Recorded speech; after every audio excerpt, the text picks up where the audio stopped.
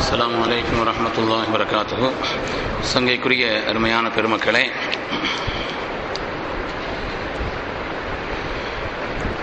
இந்த சமூகத்திலே விடுபட்டு போன அல்லது மிக மிக குறைந்து போன ஒரு சுன்னத் என்பது வக்ஃபு சம்பந்தப்பட்ட ஒரு சுன்னத். வக்ஃபு செய்யக்கூடியவர்களும் குறைந்து போனார்கள். அதேபோல வக்ஃபை முறைப்படியாக எப்படி பராமரிப்பது என்பதும் குறைந்து போய்விட்டது. வக்ஃபு என்று சொன்னால் என்ன? குறிப்பிட்ட ஒரு நன்மையான காரியத்திற்காக நிரந்தரமான ஒரு தர்மத்தை ஏற்படுத்தி விடுவது. குறிப்பிட்ட ஒரு நன்மையான காரியத்திற்காக ஒருவர் நிரந்தரமான ஒரு தர்மத்தை ஏற்படுத்தி விடுவதற்கிறதே, அதற்கு வக்ஃபு என்று பெயர். அதை வக்ஃபு செய்யக்கூடியவர் எந்த நோக்கத்திற்காக அதை செய்திருக்கிறாரோ அதற்குத்தான் அது பயன்படுத்தப்பட வேண்டும். அருமையானவர்களே, இந்த வக்ஃபு என்பதுதான் சமூகத்தை உயிர் வாழ வைத்தது என்று சொல்ல வேண்டும். ஏனென்று சொன்னால், கட்டப்பட்டிருக்கக்கூடிய பள்ளிகள் ஆனாலும் சரி, மதரசாக்கள் ஆனாலும் சரி, ஹான்காகள் ஆனாலும் சரி, கபுர்ஸ்தான்கள் ஆனாலும் சரி, எத்தீம்களுடைய பராமரிப்புகள் ஆனாலும் சரி, எத்தீம் ஹானாக்கள் ஆனாலும் சரி, வயோதிகர்களுடைய பராமரிப்பிற்காக செய்யப்படக்கூடிய ஏதாவது நன்மையான காரியங்களும் சரி, அதேபோல் குமர்கள் சம்பந்தப்பட்ட இந்த பராமரிப்பு, இதேபோல் கிணறுகள் தோண்டுவது, சத்திரத்தை உண்டாக்கி வைப்பது, ஹாஜிகளோ அல்லது வழிபோக்கர்களோ தங்குவதற்காக நிலைகளை ஏற்படுத்துவது, ஒரு ஆஸ்பத்திரி கட்டுவது, இதுபோலுள்ள காரியங்கள், இதற்காக செய்யப்படக்கூடிய அந்த வக்ஃபு என்பதற்கிறதே, இந்த சமூகம் அதை ரொம்ப உயர்வாக அதற்குண்டான அந்தஸ்தை சொல்லி அதை நடைமுறைப்படுத்தியிருக்கிறது. ஆனால் இன்றைய காலகட்டத்திலே வாக்கிஃபீன்களும் குறைந்து போய்விட்டார்கள், வக்ஃபு செய்வோரும் குறைந்து போய்விட்டார்கள், அதை முறைப்படியாக வக்ஃபு செய்யப்பட்ட சொத்துக்களை பராமரிப்பதும் குறைந்து போய்விட்டது. அருமையான பெருமக்களே, ரொம்ப வேதனை தரக்கூடிய ஒரு விஷயமாக இது அமைந்திருக்கிறது என்று சொல்ல வேண்டும். சாதாரணமான ஒரு விஷயம் அல்ல. உதாரணமாக திருச்சி ஜமால் முகமது காலேஜ் பிரபலமாக தமிழகத்திலே அறியப்பட்ட பல்லாயிரக்கணக்கான மாணவர்கள் மாணவிகள் படிக்கக்கூடிய ஒரு ஒழுக்கம் உள்ள, அதே மாதிரி ஒரு நல்ல சூழ்நிலை உள்ள ஒரு காலேஜ். அந்த ஜமால் முகமது என்பவர் இருக்கிறாரே, அதை நிறுவியவர் ஒரு வசதி உள்ளவர் அல்ல, ஆனால் கல்வியின் தேட்டம் உள்ளவர். கல்வியை வளப்படுத்த வேண்டும், சமூக மக்களுக்கு கல்வி போய் சேர வேண்டும், ஒழுக்கமான நல்ல கல்வி இருக்க வேண்டும் என்பதற்காக ஆசைப்பட்டவர், அதற்காக முயற்சித்தவர். அந்த நேரத்திலே தான் அவருடைய நண்பராக, ஆனால் அதே நேரத்திலே அங்கே வாழ்ந்த ஹாஜாமியான் என்பவர் 100 ஏக்கர் நிலத்தை அல்லாஹ்வுக்காக வக்ஃபு செய்தார். பெருமக்களே, இன்னைக்கு திருச்சி சிட்டிக்குள்ள ஒரு 100 ஏக்கர் நிலம் என்பது சாதாரணமானதா? எத்தனை கோடி வருமானம் உள்ளது.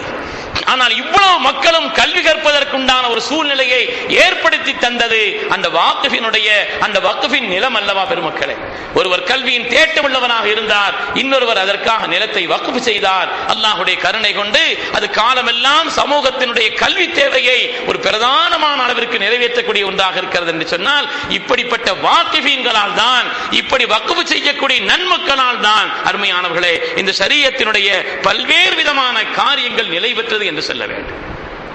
நாம் திரட்டிய சொத்துக்களிலே சிலதை, சொத்துக்களை பூரா கொடுக்கணும்னா ஒண்ணும் இல்லை, நாம் திரட்டிய சொத்துக்களில் சிலதை புனிதப்படுத்துவதற்காக, நாம் திரட்டி வைத்திருக்கக்கூடிய சொத்துக்களிலே சிலதை புனிதப்படுத்துவதற்காக, நிரந்தரமான நன்மையை நமக்கு உண்டாக்கி தருவதற்காக செய்யப்படக்கூடிய ஒரு காரியம் தான் வக்ஃபு என்பது. வக்ஃபுன்னு சொன்னா ஏதோ வசதி உள்ளவங்க பெரிய அளவில் செய்யணும் அப்படிங்கிறது மாத்திரமல்ல. நான் தமிழகத்திலே பல பகுதிகளிலே சென்றிருக்கிறேன்.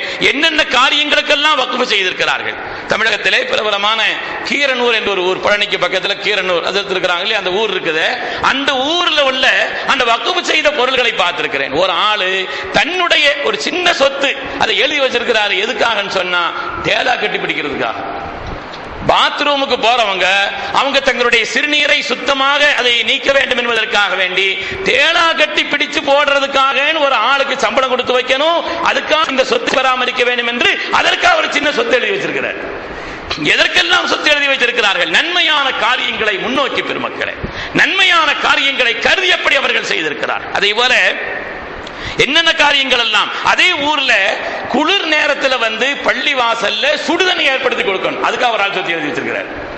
அதே மாதிரி பள்ளி வாசல்கள்ல விளக்கு எண்ணெய் எரிக்கப்பட வேண்டும், அதற்காக வேண்டி ஊற்றப்படுவதற்காக வேண்டி ஒரு ஆள் தன்னுடைய ஒரு சொத்தை, சொத்துன்னா இதுக்கு என்ன பெரிய சொத்தா தேவை?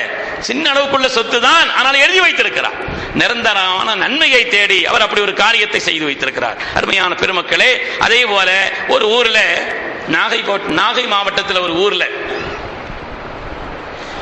ஒரு ஆளுங்க வருஷந்தோறும் மார்க்க ரீதியான ஸல்லல்லாஹு அலைஹி வஸல்லம் குறித்த ஒரு பயான் மக்களுக்கு சொல்லணும். அதுக்காக வேண்டிய ஒரு சொத்து எழுதி வச்சிருக்கிறார். 78 வருஷம் நடந்துகிட்டு இருக்குதான். 78 வருஷமாக யார் யார் வந்து பேசியிருக்கிறாங்க என்பதற்காக, யார் யார் வந்து பேசியிருக்கிறார்கள். ஆக்கூர்னு ஒரு ஊர் இருக்குது, ஆக்கூர்னு அந்த ஊர்ல ஒரு சொத்து எழுதி வச்சிருக்கிறாங்க. யார் தராவியை தொழு வைக்கிறாங்களோ அந்த ஆசாவுக்கு சாப்பாடு கொடுக்கறதுக்காண்டி ஒரு சொத்து எழுதி வச்சிருக்கிறார். அசத்து எதையாவது பின்னால போடுறாரான்னு நினைக்காது, ஒன்னும் அப்படிலாம் இல்லை. அருமையானவர்களை, எதற்காகவெல்லாம் நன்மையை கருதி உலகத்திலே ஒவ்வொரு காரியத்தையும் தங்களுடைய வாழ்நாளெல்லாம் அந்த நன்மை வந்து கொண்டிருக்க வேண்டும் என்பதற்காக சின்ன சின்ன விஷயங்களையும். இன்னைக்கு பள்ளிவாசல்ல ஏசி வாங்கி வைக்கணும்னு ஆட்கள் இருக்கிறாங்க, கரண்ட்டுக்கு ஆட்கள் எங்க இருக்கிறாங்க? அதுக்காக வேண்டி சொத்துக்கு எழுதி வைக்கக்கூடியவர்கள் எங்கே இருக்கிறார்கள்? அருமையானவர்களை, சின்ன சின்ன விஷயங்கள் நம்ம நினைச்சு பார்க்கணும். சமூகத்திலே எவ்வளவு காரியங்கள் அவலங்களாக இருக்கிறது தெரியுமா? நம்ம ஊர்லன்னு சொல்லல, இந்த மஹல்லாவில் என்றுதான் நான் சொல்கிறேன். நம்ம ஊர்லன்னு சொல்லல, இந்த மஹல்லாவுக்கு உட்பட்ட ஒரு இடத்திலே இன்றும் கூட உயிர் வாழ்ந்து கொண்டிருக்கிறார் 80 வயசை தொட்ட ஒரு பெண்மணி. அந்த பெண்மணிக்கு நிக்காஹ் செய்ய இயலவில்லை என்பதற்காக அவருடைய சகோதரரும் நிக்காஹ் செய்யாமல், அவரை விட ஒரு வயசு கூட அவருடைய சகோதரரும் அந்த குடும்பத்தில் அந்த பெண்ணும் இந்த மஹல்லாவில் தான் இருந்து கொண்டிருக்கிறார். யார் கவலைப்பட்டோம் பெருமக்களே? இப்படிப்பட்ட குமர்கள் யார் பொறுப்பு? இது சமூக பொறுப்பு இல்லையா? அல்லாஹ் தஆலா நமக்கு தந்திருக்கக்கூடிய ஏதோ ஒரு வசதியை நம்மால் முடிந்த ஏதோ ஒரு நன்மையான காரியத்திற்காக, காலமெல்லாம் நிலை பெற வேண்டும் என்பதற்காக, இதுதான் அதுதான் இல்லை, நன்மையான காரியம் எதுவாக இருந்தாலும் அப்படிப்பட்ட காரியங்களுக்காக வேண்டி வக்ஃப் செய்வது என்பது இருக்கிறதே சுன்னத்தான ஒரு அமலாக இருக்கிறது. ஏனென்றால் காலங்களையும் கடந்து நமக்கு பயனளிக்கக்கூடிய உன்னதமான ஒரு செயல்தான் வக்ஃப் என்பது. வக்ஃப்ங்கிறது சாதாரணமான அல்ல. ஒரு பள்ளிவாசல் அது வக்ஃப் செய்தா தான் பள்ளி. சில இடங்களில் நாம் பள்ளிவாசல் இல்லைன்னு சொல்றோம், ஏன்னா அது வக்ஃப் செய்யப்படலைங்கிறோம். பள்ளிவாசல் அப்பதான் அதனுடைய நன்மையும் கிடைக்கும், 27 நன்மை கிடைக்கும், அப்படி இப்படிலாம் சொல்றோம் இல்லையா? அதெல்லாம் எதுக்குன்னு சொன்னா அது வக்ஃப் செய்யப்பட்டிருக்க வேண்டும். இந்த பள்ளிக்கு அது யாருக்கும் சொந்தமா? தனிப்பட்ட யாருக்கும் சொந்தம் இல்லை. இது யாருடைய சொத்தும் இல்லை. இது அல்லாஹ்வுக்காக. இது விற்கப்பட முடியாது, இது விற்கப்பட முடியாது. யாருக்கும் தானம் எழுதி வைக்க இயலாது. இது ஏனென்றால் இது வக்ஃப். இது காலமெல்லாம் முஸ்லிம் சமுதாயத்தினுடைய பொது நன்மைக்காக எல்லோரும் பயன்படுத்திக் கொள்ளலாம். எல்லோரும் பயன்படுத்திக் கொள்வதற்காக வேண்டி செய்யப்பட்ட அந்த காரியம் தான் வக்ஃப். எனவே ஒரு இடம் பள்ளிவாசலாக உரிய நன்மைகள் பெற்றுத்தரக்கூடிய ஒன்றாக இருக்க வேண்டுமானால் அது வக்ஃப் செய்யப்பட வேண்டும். நான் சொல்றதனுடைய இஷாராவை நீங்க புரிஞ்சிருப்பீங்க அருமையான பெருமக்களே. அதனாலே இந்த வக்ஃப் என்பது இருக்கிறதே உம்மத்திலே விடுபட்டு போன ஒரு சுன்னத்தாக இருக்கிறது என்றுதான் சொல்ல வேண்டும். ஏனென்று சொன்னால் இந்த எத்தனையோ காரியங்கள் சென்னையில் புரசைவாக்கத்தில் நான் பயான் செய்யும் பொழுது சொன்னேன், அடக்கப்படுவதற்காக வேண்டி உள்ள கபரிஸ்தான்கள் என்பது சென்னையில் கிட்டத்தட்ட ஒரு 4-5 இடம் தான். ஆனால் மக்கள் பெருகிக் கொண்டிருக்கிறார்கள், மக்கள் பெருகிக் கொண்டிருக்கிறார்கள். இவர்கள் இங்கிருந்து ஒரு மஹல்லாவிலே அல்ல, பல மஹல்லாக்கள் சேர்ந்தாலும் ஒரு கபரிஸ்தான்கிறது இல்லை, தூக்கி கொண்டு எங்கேயோ கொண்டு போய் அடக்க வேண்டும். ஏனென்று சொன்னால் பழைய காலத்திலே அப்படி கபரிஸ்தானுக்காக வேண்டி ஒரு இடத்தை, ஒரு நிலத்தை வாங்கி அல்லாஹ்வுக்காக வக்ஃப் செய்த பெருமக்கள் இருந்தார்கள்.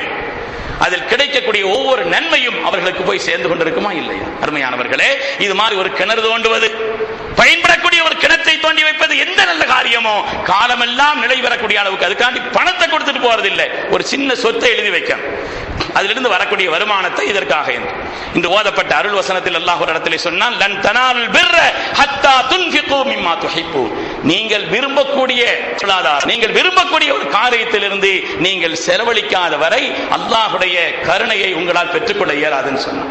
நீங்க ஆசைப்படுறீங்க உங்களுக்கு பிரியமான ஒரு சொத்து, அதை அல்லாஹ்வுக்காக ஏதாவது ஒரு வகையில் செலவழிக்கணும். பூர சொத்தை நாம கொடுக்கணுங்கிறது அல்ல, நம்முடைய சொத்தில் ஒரு சின்ன பகுதி ஏதோ ஒரு நன்மையான தர்மத்திற்காக வேண்டி, ஏதோ ஒரு நன்மையான தர்மமான காரியத்திற்காக வேண்டி அப்படி நியத்து செய்ய வேண்டும் என்ற ஒரு நிலை சமூகத்தில் காலமெல்லாம் இருந்தது. எதற்காக வேண்டி எல்லாம் பெருமக்கள் வக்ஃப் செய்திருக்கிறார்கள், எதற்காக வேண்டி எல்லாம் என்னென்ன நன்மையான காரியங்களை எல்லாம் கவனத்தில் கொண்டு வக்ஃப் செய்திருக்கிறார்கள் பெருமக்களே. இது மிக விரிவான அலசப்பட வேண்டிய ஒரு விஷயம். வக்ஃபுக்கு தனி சட்டம் இருக்குது, அது நாம் தனியாக விளங்கணும். அரசாக்கல்ல ஓதப்பட வேண்டிய ஒரு காரியமாக அது அமைந்திருக்கிறது.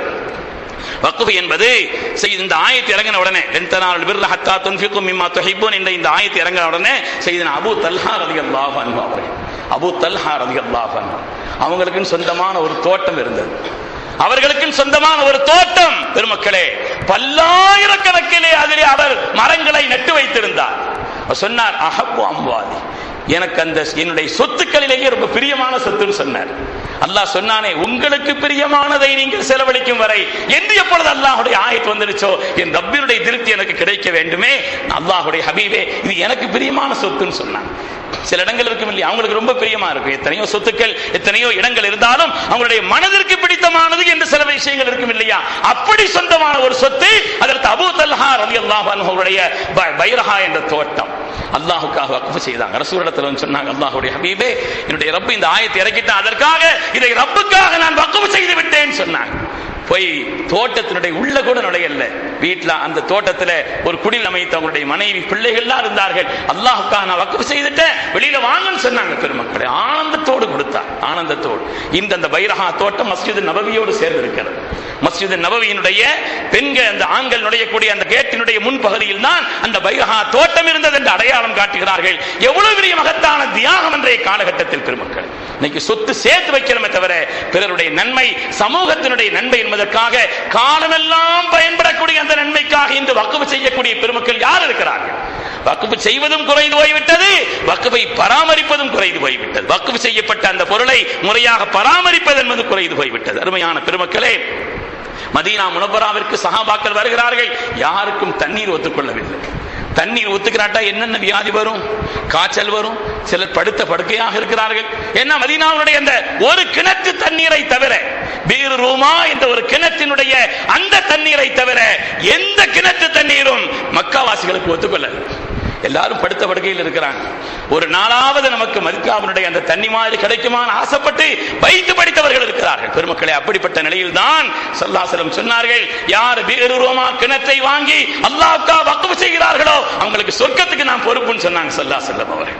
சையதுனா உஸ்மான் இப்னு அஃபான் ரலியல்லாஹு அன்ஹு அவர்கள் அவங்களுடைய கையில் அந்த நேரத்தில் 35,000 திர்ஹம் இருந்தது. பெருமக்களே, 35,000 திர்ஹம் சாதாரணமான சொத்து அல்ல அது அன்றைய காலகட்டத்தை பொறுத்து.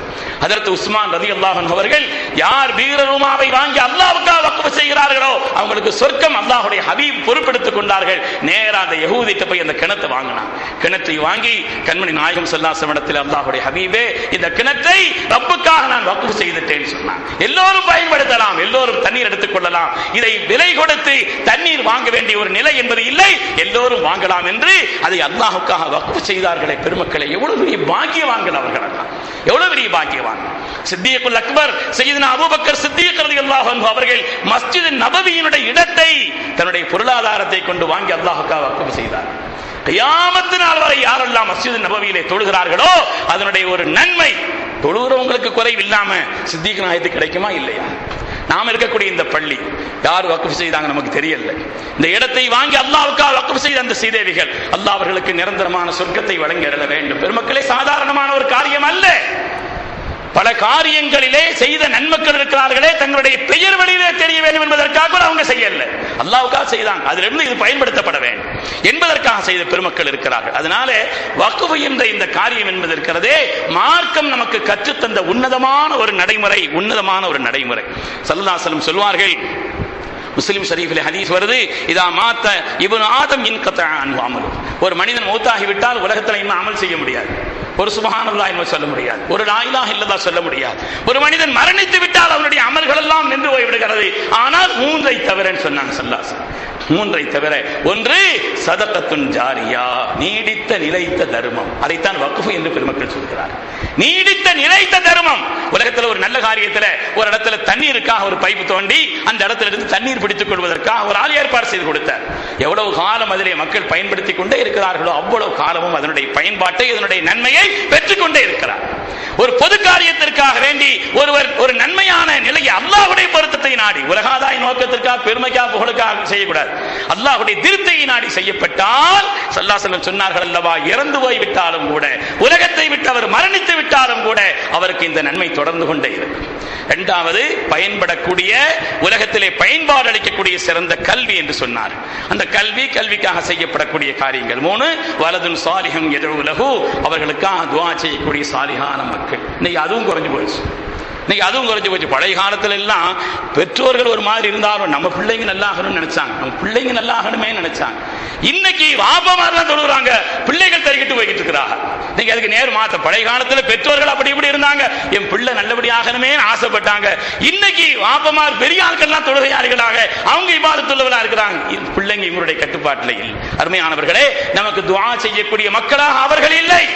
அப்படிப்பட்ட நிலையிலையும் ஆக்கிக் கொண்டிருக்கிறோம். ஸல்லல்லாஹு அலைஹி சொன்னார்கள், நாம் மரணமாகிவிட்டால் அதோடு முஃமினுடைய வாழ்க்கை என்பது முடிந்து போய்விடக் கூடாது, நன்மை தொடர்ந்து வந்து கொண்டே இருக்க வேண்டும். அதற்குண்டான வழி சதகத்துன் ஜாரியா, நீடித்து நிலைத்திருக்கக்கூடிய அறமான தர்மமான நல்ல காரியங்கள் என்று கண்மணி ரசூலுல்லாஹி ஸல்லல்லாஹு அலைஹி வஸல்லம் அவங்க சொன்னாங்க. அருமையான பெருமக்களே, ஷைഖைனுடைய ரிவாயத்திலே வருகிறது.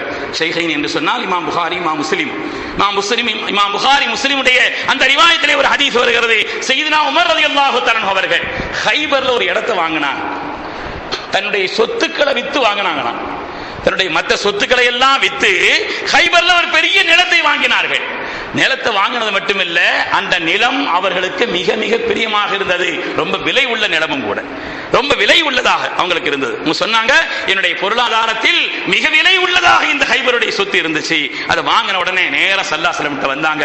ஃபகைஃப தஅமுருனி பிஹி, நாயகமே, ஒரு நல்ல சொத்து நான் வாங்கியிருக்கிறேன், நான் என்ன செய்யணும் நீங்க சொல்லுங்கன்னு சொன்னாங்க.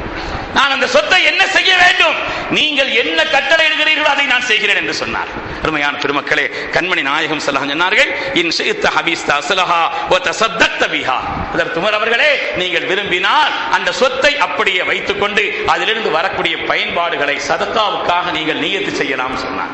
அதற்கு சய்யிதுனா உமர் ரலியல்லாஹு அன்ஹு ஸல்லல்லாஹு அலைஹி வஸல்லம் விருப்பத்தை பூர்த்தி செய்தார்கள்.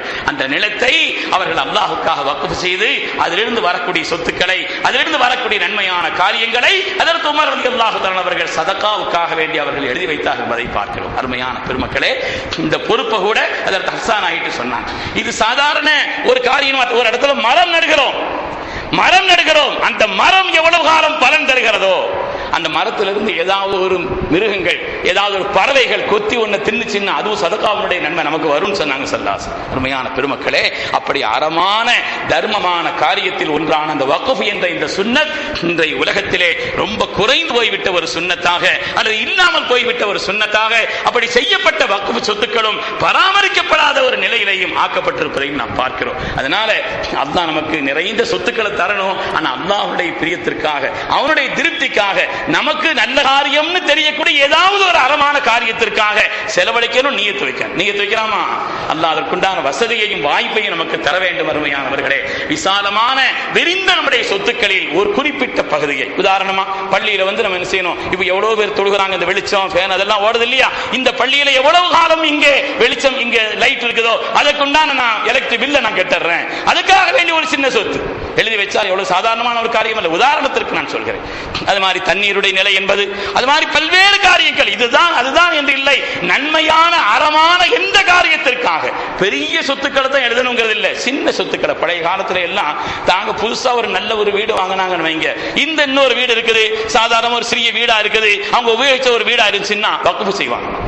வக்ஃப் செய்து அதிலிருந்து வரக்கூடியதை இந்த காரியத்துக்காக பயன்படுத்தணும். பழைய காலத்தில் சொன்ன பெருமக்கள் இருந்தார்கள், ஆனால் இது குறைந்து போய்விட்டது. அருமையான பெருமக்களே, அல்லாஹ் சுப்ஹானஹு வ தஆலா அவனுடைய திருப்திக்காக நல்ல அமல்களை செய்யக்கூடிய சாலிஹீன்களில் அல்லாஹ் நம்மை எல்லாம் கபூல் செய்தருள்வானாக. அல்லாஹ் நம் எல்லோருக்கும் நீண்ட ஹயாத்தை தந்தருள்வானாக.